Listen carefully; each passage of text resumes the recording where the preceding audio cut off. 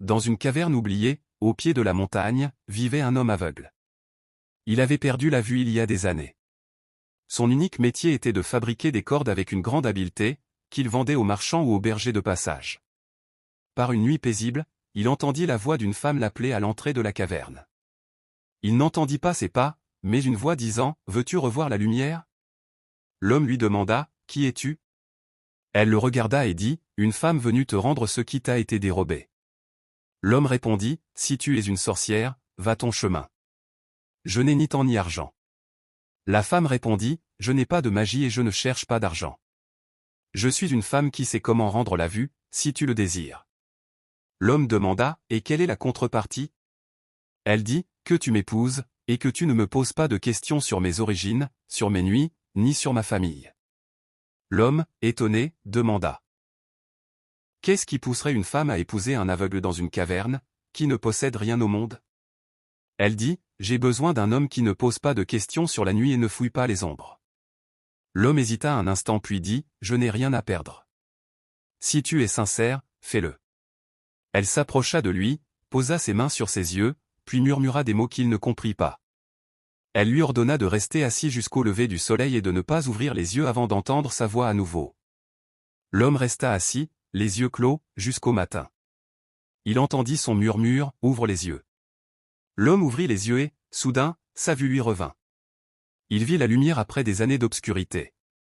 Il regarda autour de lui, incrédule que sa vue soit revenue. Il chercha la femme, mais ne la trouva pas. Il entendit sa voix de loin dire « Je t'ai rendu ce que tu avais perdu, et je reviendrai cette nuit. » À partir de cette nuit-là, sa vie ne fut plus jamais la même. Cette nuit-là, la femme revint comme promis. Elle vint vêtue d'une longue robe noire qui ne laissait apparaître que son visage. Elle s'assit à l'entrée de la caverne.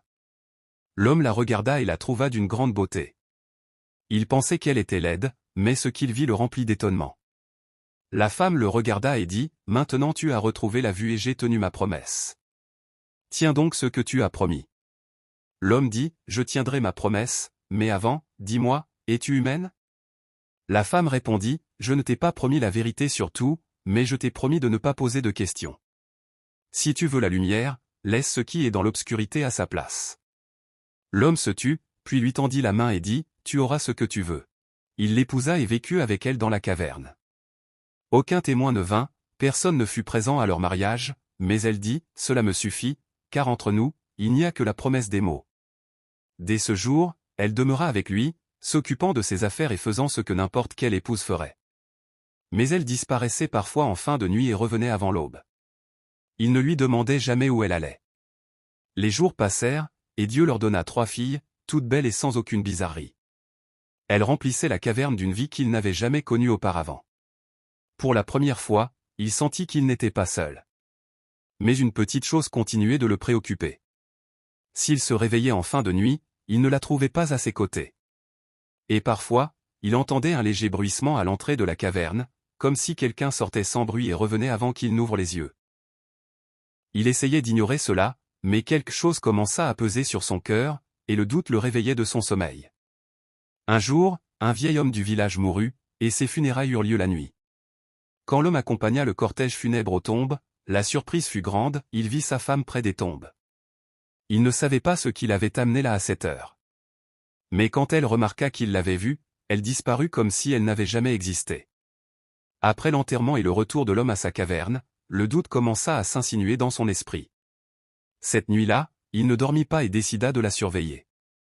Quand la nuit vint, il fit semblant de dormir et ferma les yeux. Il la sentit se lever silencieusement, s'envelopper de sa robe noire et sortir sans faire de bruit. Il attendit quelques instants après son départ, puis se leva et la suivit, se cachant entre les montagnes. Alors qu'il la suivait, il vit quelque chose qui faillit le rendre fou. Ses pas ne touchaient pas le sol, elle marchait dans les airs. Il la suivit, incrédule face à ce qu'il voyait, puis elle prit un chemin que personne n'empruntait la nuit. Elle s'arrêta près du cimetière. Il se cacha derrière un rocher proche, la surveillant, son cœur battant violemment. Il la vit se pencher sur l'une des nouvelles tombes, vieille de quelques jours à peine.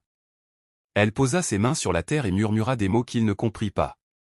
La terre commença à s'écarter, comme si quelqu'un creusait de l'intérieur. La tombe s'ouvrit et elle descendit dedans.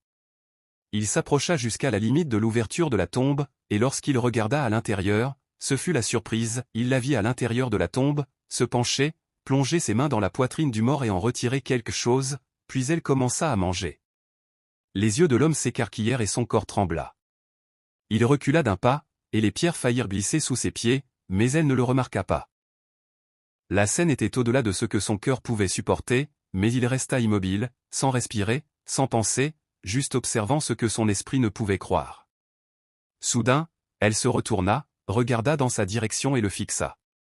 Elle haleta de terreur et s'enfuit en courant, s'éloignant du cimetière vers la montagne, sans se retourner jusqu'à ce qu'elle disparaisse de sa vue.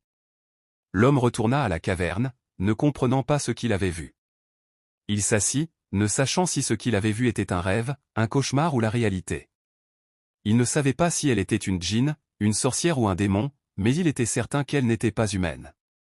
Et elle ne revint pas à la caverne à partir de cette nuit-là. Au lever du jour, lorsqu'il sortit pour inspecter les lieux, il trouva quelque chose de petit, enveloppé et posé sur une pierre à l'entrée de la caverne. Il le prit et l'ouvrit, et y trouva une feuille sur laquelle était écrit « Tes filles sont un dépôt. Ne me pose pas de questions et ne me cherche pas, car si le secret est connu, le pacte est rompu. » Les jours passèrent sans qu'il ne voie son visage ni n'entende sa voix. Elle n'avait laissé derrière elle que les 3 petites filles, innocentes, qui ne comprenaient rien, ouvrant les yeux sur un père perplexe et une mère absente. Au fil des jours, il commença à élever ses filles seules. Elles étaient pures et ne montraient rien de leur mère. Malgré sa peur, il les aimait et traitait chacune comme la dernière chose qui lui restait au monde. Mais les choses ne restèrent pas calmes. Il entendait des bruits de pas, et parfois il lui semblait qu'un souffle chaud passait près de lui. Une nuit, alors que les filles dormaient, il vit de la fumée s'échapper d'une fente dans le mur de la caverne. Il s'approcha et fut surpris de constater que la fente, qu'il pensait être une simple fissure dans la roche, était un passage étroit.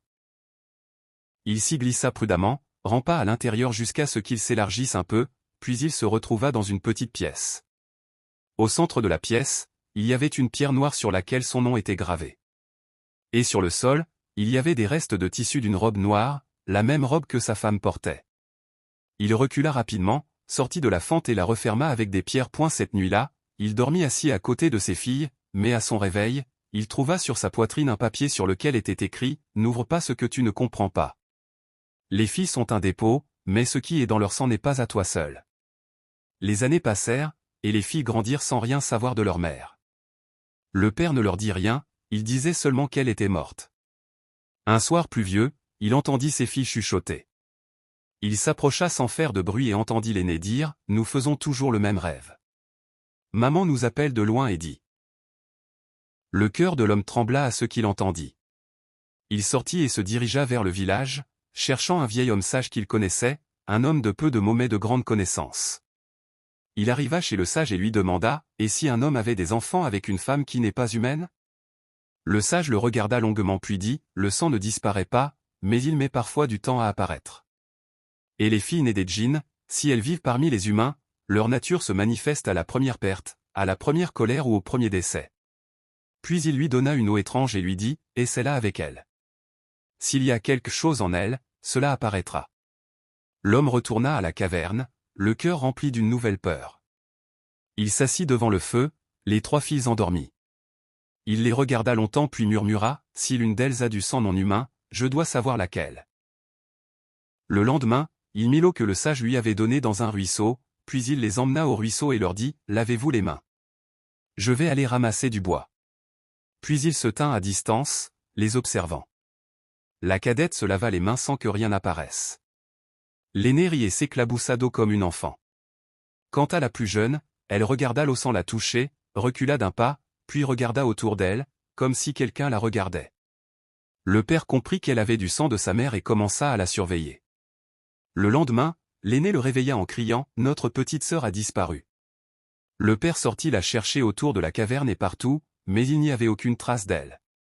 La nuit, quand il revint à la caverne, affligé, la plus jeune était là, endormie à sa place, comme si elle n'avait jamais disparu. Et elle la réveilla et lui demanda « Où étais-tu » Elle répondit, le regardant sans ciller « J'étais chez ma mère. » Il s'approcha et dit « Comment ça ? Ta mère est morte. » Elle répondit, « Ma mère ne meurt pas. » Le père resta muet, incapable de parler. Cette nuit-là, il entendit de légers pas dans la caverne. Il se leva pour suivre le bruit. Il sortit de la caverne et trouva la plus jeune marchant vers le cimetière, de la même manière qu'il avait vu sa mère. Il la suivit jusqu'aux tombes, et là, il la vit entrer dans une tombe ouverte. Il s'arrêta et l'entendit dire, « Viens, maman, il est temps. » L'homme grimpa sur le rocher et regarda, mais soudain, il fut incapable de respirer, puis il perdit connaissance. Quand il reprit ses esprits, il se retrouva à l'intérieur de la tombe. Il ne savait pas comment cela s'était produit. Il sortit rapidement de la tombe et retourna voir le vieil homme sage du village, son esprit rempli de 1000 questions sans réponse. Il commença à sentir que sa vie ne lui appartenait plus, mais qu'elle était entre les mains d'une force invisible. Il raconta au sage tout ce qu'il avait vu et ce qui lui était arrivé. Le sage lui donna un vieux livre pour faire apparaître la femme et savoir ce qu'elle voulait de lui. L'homme prit le livre et retourna à sa caverne. Il rassembla ses filles autour de lui, puis ouvrit le livre d'une main tremblante. Il y trouva des histoires sur les djinns qui prennent forme humaine pour vivre parmi les gens, et qui donnent naissance à des descendants mixtes, sur d'anciens pactes entre les djinns et les humains, et sur le prix de vivre entre les deux mondes. Il réalisa que sa femme n'était qu'une djinn, et que ses filles portaient dans leur sang cette nature mixte. Il commença à lire d'une voix tremblante et sentit une force étrange s'insinuer dans son corps. Il entendit sa voix dans son oreille dire, « Ne t'ai-je pas dit un jour de ne pas me poser de questions sur moi ou sur mes nuits? Tu as brisé le pacte. » Alors, la djinn apparut devant lui, non pas comme la belle épouse en robe noire, mais telle qu'elle était en réalité. Il dit d'une voix tremblante, « Que veux-tu de mes filles ?» Elle répondit, « Les filles ne sont plus à toi seule. Dans leur sang, il y a un ancien pacte, et tu dois le livrer tel quel. » Il s'approcha et demanda, « Pourquoi es-tu venu à moi au début, et pourquoi moi ?» Elle dit, « Je cherchais un œil qui voit sans poser de questions et un cœur qui aime sans condition. J'ai trouvé cela en toi, et je t'ai donné la lumière. Maintenant, tu dois choisir, vivre avec tes filles telles qu'elles sont, ou les laisser partir avec moi dans leur monde réel. Mais sache qu'avec le temps, elles deviendront des djinns. » Il ne lui répondit pas, mais rouvrit le livre et commença à lire à voix haute. La djinn rit au début, mais quand l'homme continua à lire, elle commença à crier. Puis un cercle de lumière se forma autour des trois filles, la terre trembla sous elles, et la fente dans le mur qui l'avait fermée auparavant s'ouvrit. La djinn se transforma en un filet de fumée et s'écoula dans la fente jusqu'à disparaître. Puis le mur se referma pour toujours et ne s'est plus rouvert depuis ce jour. À partir de ce moment-là, la djinn ne réapparut plus. Quant aux filles, elles redevinrent normales, comme des humains, et rien d'étrange n'apparut en elles par la suite. Abonnez-vous et activez la cloche pour ne manquer aucune histoire. Prochaine vidéo, dites-nous en commentaire, quelle période historique vous fascine le plus, nous lirons tout.